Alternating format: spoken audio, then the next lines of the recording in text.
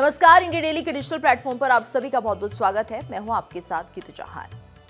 आज की हमारी इस खास पेशकश में हम बात करने जा रहे हैं जगन्नाथ मंदिर की। जी हां, जगन्नाथ मंदिर, इससे जुड़े ऐसे कई रहस्य हैं जो आज भी एक अबूझ पहेली बने हुए हैं। उन रहस्यों को सुलझा पाना वैज्ञानिकों की बस की भी बात नहीं है। तो इन्हीं रहस्यों के बीच न सिर्फ धार्मिक मान्यता बल्कि शास्त्रोक्त तर्क ये कहता है कि जगन्नाथ मंदिर में कुछ ऐसे विशेष चिन्ह हैं, या फिर यूं कहें कि उन चिन्हों से जुड़ी कुछ ऐसी विशेष घटनाएं हैं जो कलयुग के अंत को दर्शाती है। आपको बता दें कि यहाँ पर जगन्नाथ मंदिर में मौजूद ये चिन्ह या इनसे जुड़ी घटनाएं जब होने लगे तो इसका अर्थ ये है कि कलयुग का अंत समीप ही है। तो आइए जानते हैं कि कौन से वो चिन्ह हैं जगन्नाथ मंदिर के जो कलयुग के अंत को दर्शाते हैं। जगन्नाथ मंदिर के सबसे बड़े रहस्यों में से एक है इस मंदिर के शिखर पर लहराता हुआ झंडा। जगन्नाथ मंदिर का ध्वज हवा की विपरीत दिशा में लहराता है। ऐसा माना जाता है कि जिस दिन ये ध्वज हवा की दिशा में लहराने लगेगा, ये संकेत होगा कि कलयुग का अंत अब पास आ चुका है। जगन्नाथ मंदिर में मौजूद सिंह द्वार वो प्रवेश मार्ग है जिसके भीतर आते ही समुद्र की आवाज सुनाई नहीं देती, और इसी सिंह द्वार को लेकर शास्त्रों में भी लिखा है कि जिस भी दिन समुद्र की लहरें इस द्वार की देहरी को छू गई, उस दिन कलयुग का अंत हो जाएगा या होने वाला होगा। जगन्नाथ मंदिर में अरुण स्तंभ भी स्थापित है। शास्त्रों के साथ साथ लोक धारणाओं में भी ये बात मुख्य रूप से मानी जाती है कि जिस दिन भी गरुड़ इस स्तंभ पर आकर बैठ गया, उसी दिन से कलयुग के अंत का चक्र शुरू हो जाएगा। कलयुग तेजी से अपने समापन की ओर बढ़ेगा। जगन्नाथ मंदिर के शिखर पर बना हुआ सुदर्शन चक्र भी कलयुग के अंत के चिन्हों में से एक है।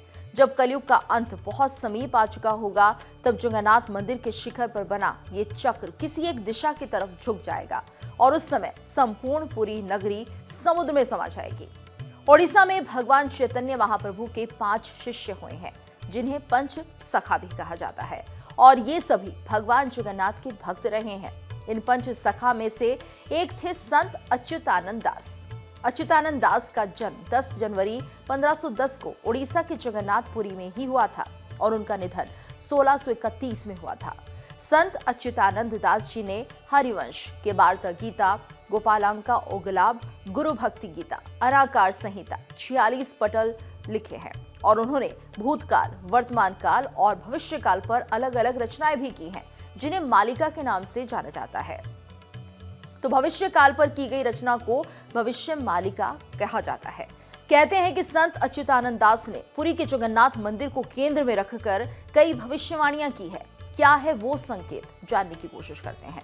दरअसल भविष्य मालिका के अनुसार धरती 3 चरणों से गुजर रही है। पहला, कलयुग का अंत होगा, दूसरा महाविनाश होगा, और तीसरा आएगा एक नया युग। मान्यता है कि पुरी के जगन्नाथ से जो भी शुभ या शुभ संकेत मिलते हैं वो पूरे जगत में होता है। जगन्नाथपुरी मंदिर से मिलते हैं भविष्य के शुभ और अशुभ संकेत। जी हाँ, ये इन घटनाओं से हम आपको समझाएंगे कि आखिर किस तरह के शुभ और अशुभ संकेत मिलने जा रहे हैं। तो देखिए, सबसे पहले बात करेंगे हम जगन्नाथ जी के अपमान की। जी हाँ, जब भगवान जगन्नाथ का अपमान होगा, मंदिर की परंपराओं में अव्यवस्था होगी। जगन्नाथ मंदिर में प्रतिवर्ष नव कलेवर की रस्म होती है, और इस रस्म में पुरानी मूर्तियों को बदलकर नई मूर्तियां स्थापित की जाती हैं। कहते हैं कि 1996 के बाद 2015 में इस रस्म को लेकर पुजारियों में झगड़ा हो गया था, जिसकी वजह से ये रस्म देरी से हुई।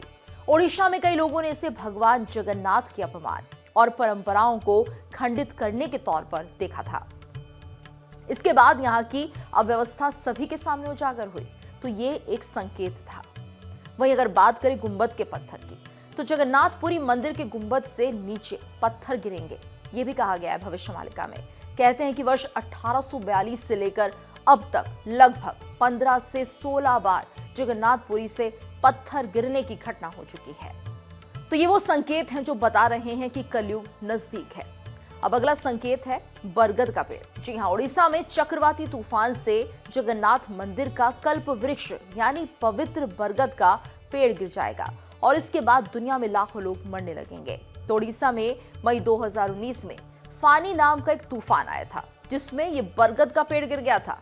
19 के अंत में ही कोरोना महामारी का प्रकोप शुरू हुआ था और लोगों के मरने का सिलसिला शुरू हो गया। तो ये संकेत भी सच साबित होता हुआ दिखाई दिया। वहीं अब बात करते हैं मंदिर के ध्वजा की।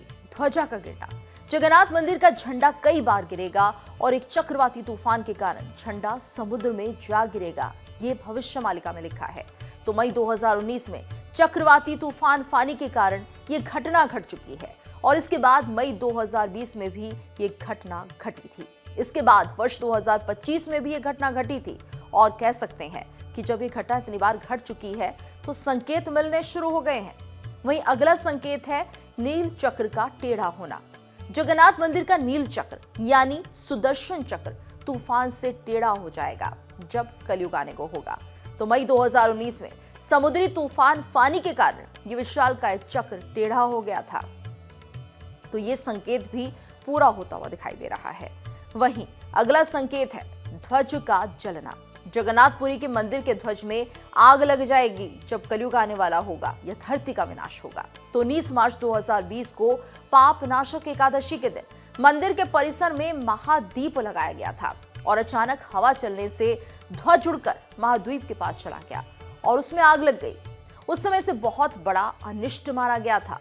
उसके 5 दिनों के बाद ही देश में पहला लॉकडाउन लग गया था और इसके बाद ही भारत में दूसरी लहर का ऐसा मंजर देखा गया जिसने त्राही मचा दी थी। चारों तरफ चिताएं जल रही थी।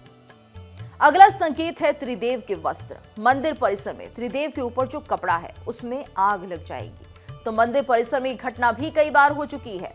गिद्ध का गुंबद पर बैठना ये भी एक बड़ा संकेत है। मंदिर के शिखर पर और एकाश्म स्तंभ पर गिद्ध बैठेगा। कहते हैं कि जगन्नाथ मंदिर के शिखर के आसपास कभी भी किसी पक्षी को उड़ता नहीं देखा गया और ना ही इसके आसपास कोई प्लेन या हेलीकॉप्टर उड़ाया जाता है। लेकिन मंदिर के ऊपर जुलाई 2020 और इसके बाद दिसंबर 2021 में गिद्ध, चील और बाज दिखाई दिए। मंदिर के शिखर, ध्वज, एकाश्म स्तंभ और नील चक्र पर ये पक्षी बैठे हुए दिखाई दिए थे और ये बहुत बड़ा संकेत था। वहीं रक्त के धब्बों का दिखना। जगन्नाथ के मंदिर में बार बार रक्तपात होगा, खून के धब्बे मिलेंगे जब कलयुग नजदीक होगा और ये घटना भी घट चुकी है। मंदिर परिसर में बार बार खून के धब्बे मिल रहे हैं, कभी झगड़ों के कारण तो कभी किसी अन्य रहस्यमयी वजह के चलते खून के धब्बे देखे गए। कई बार मंदिर का शुद्धिकरण करके महानुष्ठान भी किया गया है और आपको बता दें कि सभी भविष्यवाणियां सच हो गई हैं। इसका मतलब ये है कि क्या कलयुग का अंत आ चुका है और विनाश का समय अब शुरू होगा। तो भारत के कुछ राज्यों में प्राकृतिक आपदा के साथ ही जातीय संघर्ष के कारण राजनीतिक उथल-पुथल होगी और सत्ता परिवर्तन भी होगा।